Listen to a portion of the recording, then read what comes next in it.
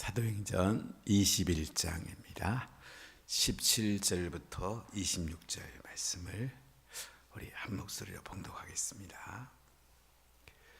예루살렘에 이르니 형제들이 우리를 기꺼이 영접하거늘 그 이튿날 바울이 우리와 함께 야고보에게로 들어가니 장로들도 다 있더라. 바울이 무난하고 하나님이 자기의 사역으로 말미암아 이방 가운데서 하신 일을 낱낱이 말하니 그들이 듣고 하나님께 영광을 돌리고 바울더러 이르되 형제여 그대도 보는 바에 유대인 중에 믿는 자 수만이 있으니 다 율법에 열성을 가진 자라. 내가 이방에 있는 모든 유대인을 가르치되 모세를 배반하고 아들들에게 할례를 행하지 말라고 또 관습을 지키지 말라 한다 함을 그들이 들었도다.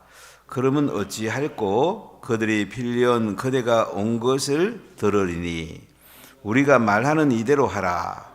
서운한 네 사람이 우리에게 있으니 그들을 데리고 함께 결례를 행하고 그들을 위하여 비용을 내어 머리를 깎게 하라. 그러면 모든 사람이 그대에 대하여 들은 것이 사실이 아니고 그대도 율법을 지켜 행하는 줄로 알 것이라. 주를 믿는 이방인에게는 우리가 우상의 제물과 피와 목매어 죽인 것과 음행을 피할 것을 결의하고 편지하였느니라 하니 바울이 이 사람들을 데리고 이튿날 그들과 함께 결례를 행하고 성전에 들어가서 각 사람을 위하여 제사 드릴 때까지의 결례 기간이 만기된 것을 신고하니라. 아멘. 오늘 바울 사도께서 야고보 총회장과 장로들의 영접을 받고 이 예루살렘에서 그들이 또 율법을 지키는 것을 해달라고 해서 오늘 나실인 서운한 사람들하고 이제 결례를 식을 하는 정결식 하는 이야기가 오늘 기록이 되어 있습니다. 바울 우리가 어떻게 예수님을 잘 믿을 수 있을까요? 항상 예수님께 내 중심을 맞추는 거죠. 예수님은 어떻게 했을까? 그다음에 두 번째 한 번 더 비춰볼 수 있는 게 바울 사도가 어떻게 했을까? 예수님의 길을 가장 가까이 걸어간 사람이 바울입니다. 사도행전 전반부에 베드로 사도에 대한 이야기가 나오게 되는데 베드로는 주로 유대인들에게 복음을 전했고 바울은 이방인들에게 주로 복음을 전했는데 바울의 그 살아간 길을 보면 우리가 어떻게 하면 예수님을 잘 믿을 수 있을까? 어느 정도 잘 알 수가 있습니다. 바울은 율법에 능한 사람이었습니다. 구약을 잘 아는 사람이었습니다. 제가 이제 평생을 목회하고 돌아보니까 개신교가 너무 신약만 많이 강조하지 않나 생각을 좀 많이 했어요. 이 구약하고 신약을 같이 봐야지 신앙의 바른 길이 열리게 됩니다. 특히 천주교나 개신교가 가장 실수한 것 중에 하나가 구약의 이스라엘을 신약에서는 교회로 이렇게 많이 해석을 했습니다. 신약에서는 대체 신약이라는 단어를 쓰는데 구약의 이스라엘은 신약에 보면 다 교회로 해석을 했어요. 근데 지금 쭉 지나온 발걸음을 보면 이것은 잘못 해석한 것입니다. 이스라엘은 지금도 구약을 지키고 구약대로 살죠. 그들은 예수님 안 믿어도 세상에서는 탁월하게 삽니다. 구약은 이스라엘을 지금 중심으로 말하고 있는데 선민 중심으로 기록이 됐는데 로마서나 사도행전 말씀을 통해서 우리가 비추어 보면 종말이 되면 유대인들이 돌아오게 됩니다. 지금 전 세계 한 1600만 정도 유대인이 있는데 참 놀랍게 한 350만이 예수님께 돌아왔습니다. 메시아닉 주라고 말을 하죠. 제가 2017년에 예루살렘에 한 3개월 있으면서 성서공회 총무랑 이야기한 적이 있는데 갑자기 이스라엘에 기독교인들이 계속 는다는 거예요. 2017년에 3만 명 정도 된다고 얘기를 들었는데 지금 훨씬 많이 늘었습니다. 또 미국의 메시아니 주가 많이 늘었고요. 그러니까 유대인들이 급속도로 지금 예수님께 돌아오고 있다는 얘기예요. 예수님 재림이 아주 가까이 오고 있다는 얘기죠. 이스라엘을 이스라엘로 해석해야 되는데 이스라엘을 교회로 해석하다 보니까 구약에 대해서 사람들이 그렇게 중요한 줄 몰랐어요. 이스라엘에 좋은 것들이 참 많습니다. 유대교라고 다 배척할 게 아니고 구약에 나오는 것들은 우리가 잘 준수하는 것이 우리 예수님 믿는데 굉장히 중요합니다. 지금 어린이 다음 세대에 대해서 관심이 참 많은데 사실은 뭐 유대인들은 자녀하고 다음 세대를 염려하지 않죠. 4,000년 동안 다음 세대에 계속 말씀을 전수해 왔으니까요. 이 줄기를 개신교가 놓친 거죠. 수익적 제자를 놓친 거예요. 유대인들의 최고의 교육은 뭐냐면 성경을 암송하고 합으로도 하는 것입니다. 이것이 유대인들이 로벨상을 제일 많이 타게 하는 교육 방법이죠. 그들은 13세까지 모세오경을 대부분 다 외웁니다. 정통 유대인들은 만 13세까지 모세오경 5845구절인데요. 이것을 다 암송을 합니다. 암송하면 바미tz바 성년식을 하죠. 그리고 그들은 제사장 계열 랍비들은 창세기부터 말라기까지 거의 다 외웁니다. 한 2만 3천 절 되는 구약 성경을 외우니까 어떻게 됩니까? 그러니까 IQ가 굉장히 좋아지는 거예요. 제가 이런 얘기 듣고 굉장히 충격을 받았는데요. 유대인들은 IQ가 태어날 때는 2자릿수입니다. 우리는 106이에요.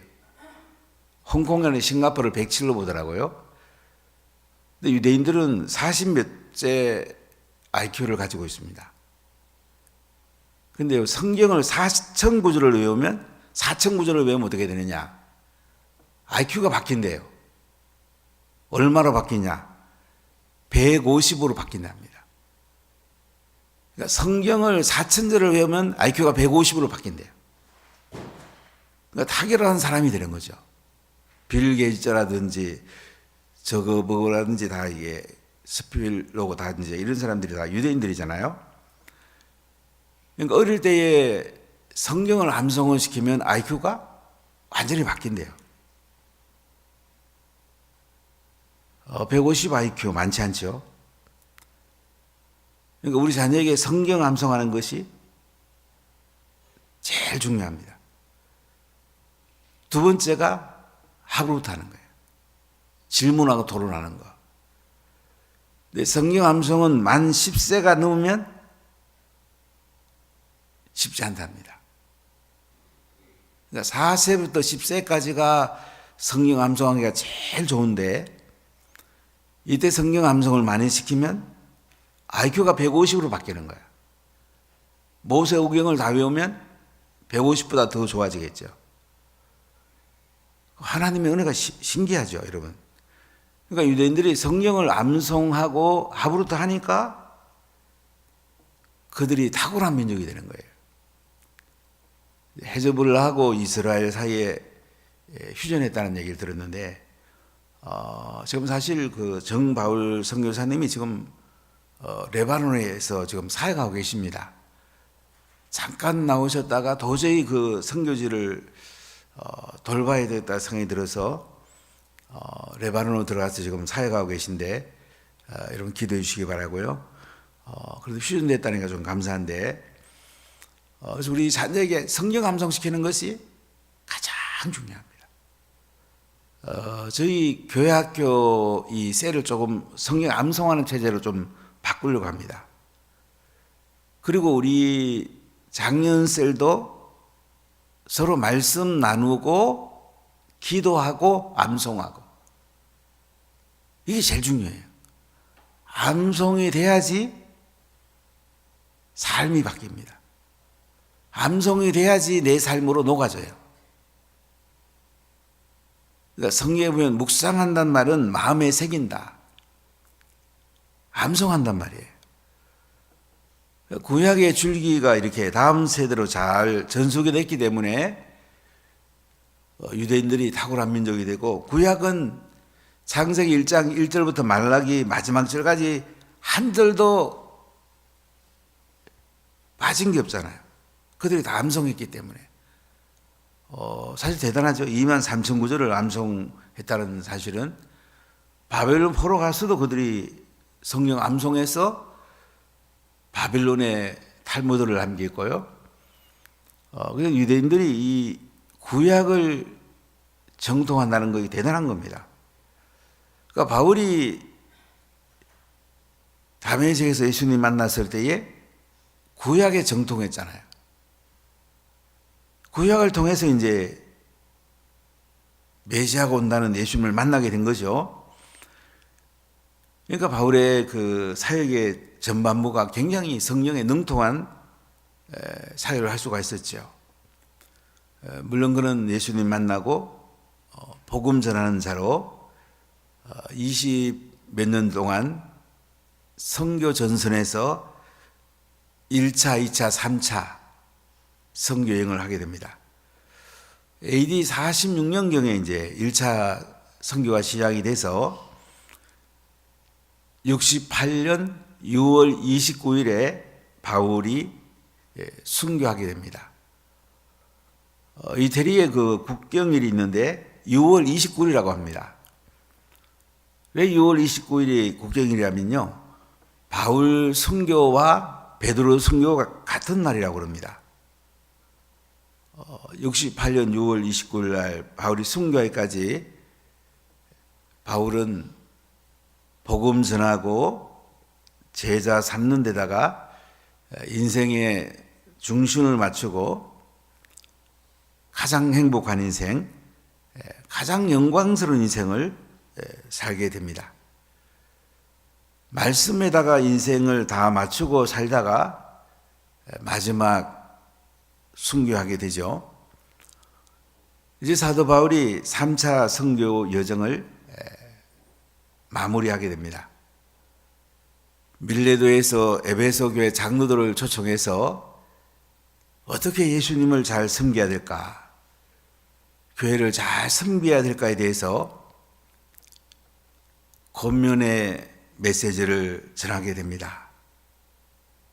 헤어지면서 눈물로 그들은 기도하면서 헤어지게 됩니다. 바울은 1차, 2차, 3차 선교 여정을 통해서 복음 전하고 제자 삼고 교회를 세웁니다. 그리고 이제 로마도 보아야 하리라. 로마로 가려고 예루살렘으로 올라옵니다. 오순절에 맞춰서 예루살렘에 올라오려고 좀 서두를 올라오게 되죠. 그래서 밀레도에서 배를 타고 고스, 로도, 가다라, 그리고 두로에 일주일을 머뭅니다. 두로에서 누굴 찾아갔습니까? 제자들을 찾아갑니다. 제자들을 만납니다. 여러분, 제자들을 세우십시오. 그럼 여러분들이 노년이 돼도 행복합니다. 자녀를 말씀하던 제자로 잘 세워내고 많은 영혼을 고려해서 제자로 세우십시오. 이게 인생의 최고의 행복의 비결이에요. 바울은 두로에서 제자들을 찾아가잖아요. 그들을 멘토링하고 격려하죠. 그리고 가이사라로 배 타고 가게 되는데, 가이사라에 가니까 전도자 빌립의 집에 머물게 돼요. 아가보라는 선지자가 유대로부터 내려와 가지고 띠를 하나 가지고 바울이 예루살렘에 가면 이렇게 결박될 것을 이야기합니다. 예루살렘에 올라가면 안 된다고, 올라가지 마시라고. 근데 바울은 어떻게 합니까? 내가 주 예수를 위해서 결박당할 뿐 아니라 예루살렘에서 죽을 것도 각오하였노라. 참 바울은 아름다운 인생길을 걸어가죠. 순교의 길을 걸어갑니다. 참 인생 한 번 죽을 건데 아름다운 죽음의 길로 인생길을 지금 걸어가고 있죠. 그래서 이제 예루살렘에 올라가게 되는데, 가이사라에서 제자 몇 사람이 함께 올라가죠. 그리고 오랜 제자 구보로 사람 나손을 데리고 올라가는데, 나손은 예루살렘에 집이 있어요. 그 집에 머물려고 나손을 데리고 예루살렘으로 올라갑니다. 이 바울의 이 여정길을 한번 잘 살펴보세요. 어떤 여행이 가장 아름답겠어요? 사람들을 세우고 제자들을 세우고 교회를 세우고 선교지 여정을 우리가 여행한다면 가장 아름답지 않겠습니까? 그냥 놀러 잠깐 갔다 오는 것보다는 이런 곳을 들려서 멘토링하고 격려해 주면서 주변에 뭐 풍광도 이렇게 보기도 하고, 이렇게 선교 여정을 한다면 참 아름답지 않습니까? 제가 그냥 40년 목회하고 쭉 뒤를 한번 돌아보니까 무엇이 가장 좋을까? 제자를 키우는 게 가장 중요하고요. 계속 그들을 멘토링하면서 그들을 세워내는 것이 이게 가장 중요하구나. 인생 마칠 때까지 복음 전하고 제자 삼은 사람을 계속 세워내고 방문도 하고 같이 밥도 먹고 그들을 격려하면서 그들이 잘 할 수 있도록 세워내는 것이 이게 인생의 길이 가장 중요하지 않을까. 자녀를 잘 세워내고, 또 자녀가 손자 손녀 나면 손자 손녀들하고 가정식탁 예배드리고 하브루타 하고 성경 암송하고, 할아버지 할머니 되면 할 일이 참 많죠. 근데 손자 손녀들하고 그냥 귀엽다고 하지 말고 그러니까 성경 암송하고, 재정이 조금 되면 그들을 또 데리고 세계 좋은 것도 같이 여행도 하고, 그러면 은혜 받은 것도 나누고, 이렇게 하는 것이 이제 우리 인생의 아름다운 게 아니겠습니까? 오늘 바울은 예루살렘에 올라가도 이렇게 제자들을 만나고 또 제자 데리고 올라가서 그 집에 머물면서 17절 같이 읽어보겠습니다. 예루살렘에 이르니 형제들이 우리가를 기꺼이 영접하거늘. 자, 바울이 예루살렘에 이제 도착합니다. 혼자 도착한 게 아니에요. 제자들하고 같이 도착을 합니다. 형제들이 이제 바울 일행을 기꺼이 영접합니다. 환영을 합니다. 자, 18절 읽겠습니다. 그 이튿날 바울이 우리와 함께 야고보에게로 들어가니 장로들도 다 있더라. 이제 예루살렘에 올라가서 아는 사람들로부터 기꺼이 영접을 받고요. 그 이튿날은 지도자들을 만납니다. 그래 바울이 우리와 함께 야고보에게로 들어갔다. 이 야고보는 예수님이 키운 야고보가 아닙니다. 베드로, 요한, 야고보 할 때 야고보가 아니고 예수님의 친동생 야고보입니다.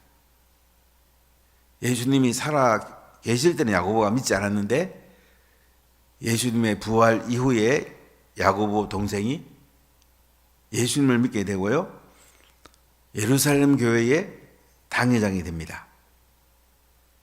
공회의 총회장이 됩니다.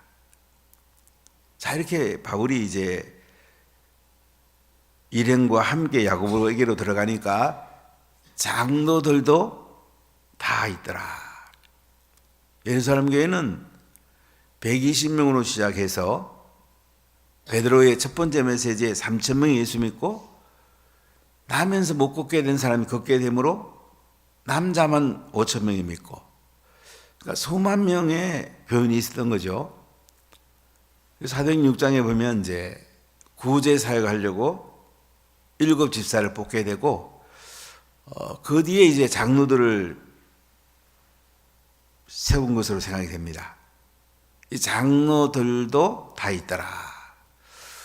F.F. 브루스에 의하면 바울이 이때 장로들을 만날 때는 한 70명 정도 장로가 있지 않았겠냐. 사내들인 공회가 이제 70명에서 72명인데 사내들인 공회와 같이 한 70여 명의 장로들이 있었지 않았겠나, 이렇게 F.F. 브루스 같은 유명한 신학자는 이야기하는데요. 자, 우리 19절 같이 읽어볼게요. 바울이 문안하고 하나님이 자기의 사역으로 말미암아 이방 가운데서 하신 일을 낱낱이 말하니. 이제 바울이 야고보 당회장과 장로들을 문안하고 나서 어떻게 해요? 하나님이 자기의 사역으로 말미암아 이방 가운데서 하신 일을 낱낱이 말했다. 선교 보고했다고 해도 괜찮겠죠? 우리가 이 선교지에서 사역하는 분들이 와서 선교 보고할 때 여러분은 참석을 하십시오. 무관심한 사람도 가끔 있어요. 여러분 그 선교지에 사역하는 것을 우리가 은혜를 나누는 것이 굉장히 중요합니다. 선교사님들 그냥 뭐 선교했는가 보다 이렇게 아니고, 보고도 받고 은혜도 나누고 또 필요하면 식사도 대접하고 또 필요하면 숙소도 한번 대접하고, 그게 여러분들이 은혜 받는 길이에요. 오늘 보면 바울이 선교사잖아요. 선교팀들과 그 나손의 집이 예루살렘에 있어서 예루살렘에 그 집에 자잖아요. 그리고 예루살렘에 사는 형제들이, 예수 믿는 형제들이 또 기꺼이 영접하고 화정식을 하잖아요. 그리고 야고보 당회장하고 장로들이 또 바울이 문안하고 나서 하나님이 자기의 사역으로 말미암아 이방 가운데서 하신 일을 낱낱이 말했다. 선교하면서 이방인들이 예수 믿은 거, 교회가 세워진 거, 두란노 서원에서 2년 동안 복음 전하고 제자 삼은 이야기, 이런 거 낱낱이 말했죠. 선교사들이 와서 선교지에서 복음 전하고 제자 세우고 은혜 받은 것을 나누는 것을, 우리가 함께 은혜를 나누는 것이요 굉장히 중요합니다. 선교사도 힘을 얻고 우리도 기도하고 재정 후원한 것이 의미가 있고요. 저도 선교사들을 또 섬기고 때로 멘토링한 것이 감사하고요. 중요한 거예요. 저희들의 주 선교사인 피터 디오마이는 제가 1년에 한 번씩 가든지 우리에게 오든지 해서 계속 세우려고 하는데요. 굉장히 중요합니다. 지난번에 왔을 때 참 감사하게도 피터가 많이 위로를 받고 왔어요. 치과에 갔더니 이가 몇 개 상해 있어가지고 이제 이도 치료해 주고요. 이 값이 상당히 많더라고요. 한 1,000만 원 달라고 그래서 제가 입을 딱 벌리고 1,000만 원 그거 갖고 못한다고. 그랬더니 그럼 좀 선교사님이 한 400만 원은 받아야 된다고 그래서 400만 원 우리 감당이 안 된다고 그랬더니 그 치과 의사분이 장로님인데 목사님 그러면 제가 200만 원 부담하겠습니다. 목사님 200만 원만 좀 어떻게 해주세요. 그걸 피터를 이제 치유를 해주고 저에게 또 한 분이 200만 원을 잘 부담해서 잘 치유해 주었습니다. 그러고 나서 이제 보니까 휴대폰이 뭐 너무 낡았어요.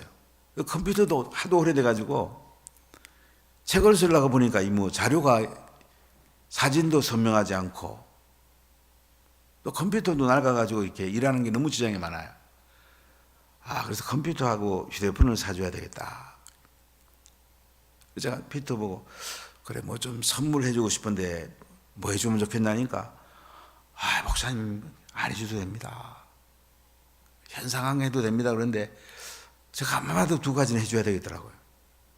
그래서 제가 얘기했더니 목사님 해주시려면 우리 아내 킴의 그 폰으로 재정 다 보내고 하는데 그 폰이 좀 아이폰 되면 참 좋겠다고.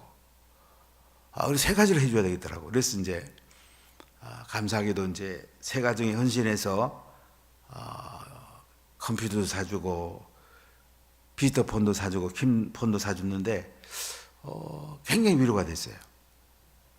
저도 참 감사했고요. 그러니까 선교사님들 오시면 우리가 많이 격려해주고 선교 보고도 받고 은혜 받는 것이 굉장히 중요해요. 오늘 바울이 예루살렘 올라갔는데 얼마나 대단한 선교였습니까? 근데 들어주지도 않고 냉담하면 얼마나 힘들었겠어요. 근데 예루살렘에 가니까 환영해 주지요. 야고보 당회장과 장로들에게도 낱낱이 선교한 이야기를 말하잖아요. 자, 19절 다시 읽어볼까요? 바울이 문안하고 하나님이 자기의 사역으로 말미암아 이방 가운데서 하신 일을 낱낱이 말하니. 이제 우리가 예수님 앞에 가면 이렇게 할 거예요. 너 뭐하다 왔니? 그러면 이 땅에서 우리가 살아온 삶을 예수님께 이제 간증해야 되잖아요. 저 운하교에 다녔는데요. 복음 전하고 제자 삼고 또 선교지를 후원하고 우리 자녀를 말씀 같은 자로 키우다 왔습니다. 참 잘했다. 너 건물관 받으러 가자. 얼마나 감격적이겠어요. 우리가 교회를 참 중요한 것 같아요. 제가 목회를 보니까요. 교회가 뭘 중요시하는 게 중요하잖아요.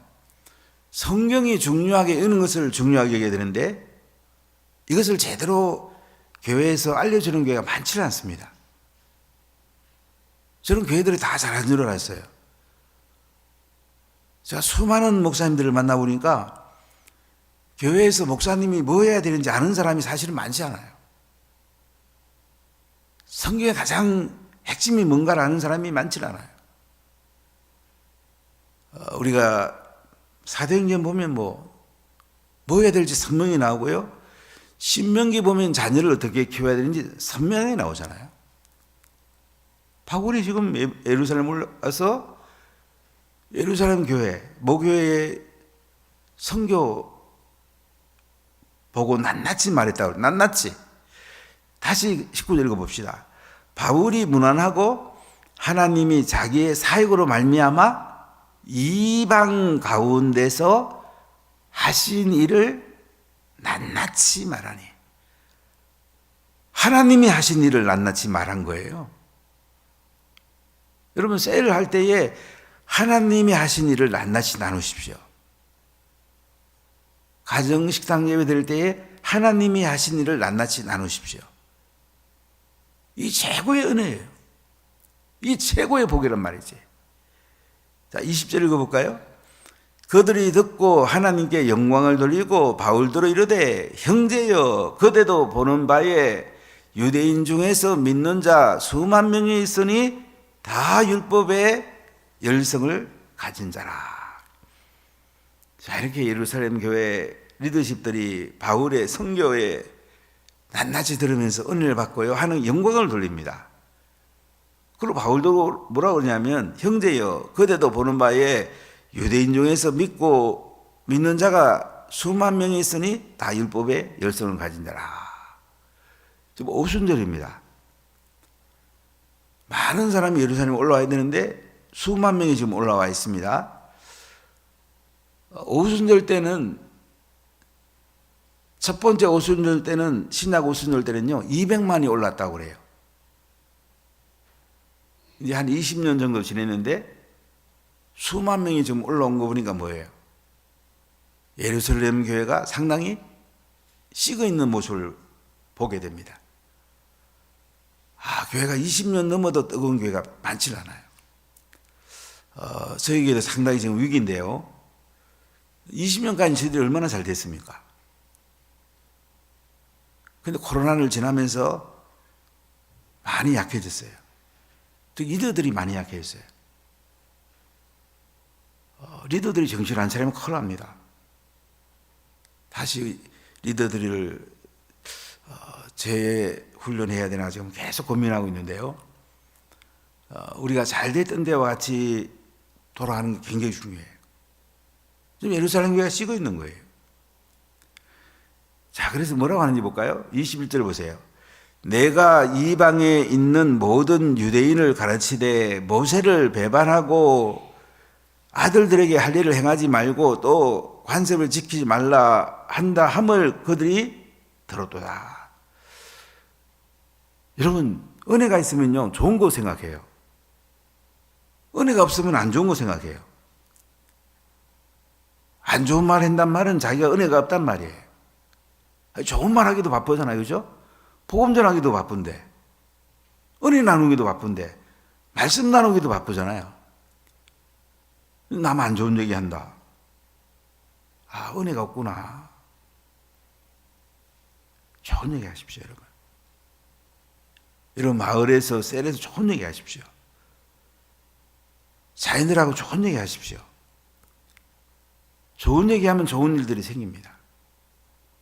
안 좋은 얘기 하면 다 손해봅니다. 근데 이게 보니까 안 좋은 얘기를 하는 거예요.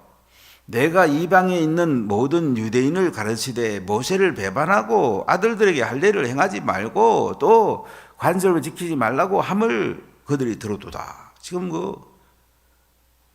예루살렘 교회 장로들이 신앙이 좀 많이 떨어졌어요. 그래 들어보니까 바울의 선교지에는 모세를 배반하고 율법도 안 지키고 아이들에게 할례도 행하지 말라고 그러고 관습 전통도 지키지 말라고 한다는 걸 우리가 들었는데, 자 22절 23절 읽어볼까요? 그러면 어찌할꼬 그들이 필연 그대가 온 것을 들으니 우리가 말하는 이대로 하라. 서운한 네 사람이 우리에게 있으니 그들을 데리고 함께 결례를 행하고 그들을 위하여 비용을 내어 머리를 깎게 하라. 그러면 모든 사람이 그대에 대하여 들은 것이 사실이 아니고 그대도 율법을 지켜 행하는 줄로 알 것이라. 자, 이게 무슨 얘기냐면 바울 보고 이제 예루살렘 교회 리더십이 선교지에서 그래 율법도 지키지 말고 할례도 행하지 말라고 그러고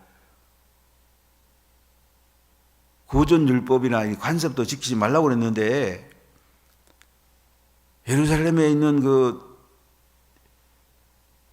유대인 믿는 사람들이 가만 안 둘 거다. 그러니까 나실인 서원을 한 4명이 있는데 그들이 7일 동안 이제 정결식을 하는데 8번째는 예물을 들여가지고 마무리를 하게 됩니다. 이 4명이 이제 비용이 넉넉하지 않은 거예요. 그래서 바울 보고 비용을 대서 암송아, 암양, 어린 암양 이런 재물을 사가지고 이 결례, 이 정결식을 같이 해라. 그러면 예루살렘에 있는 사람들이 바울이 그래도 율법을 지켰다고 말하지 않겠냐. 그래야 말이 없지. 지금 이렇게 지금 얘기하는 것입니다. 자, 25절, 26절 읽어보겠습니다.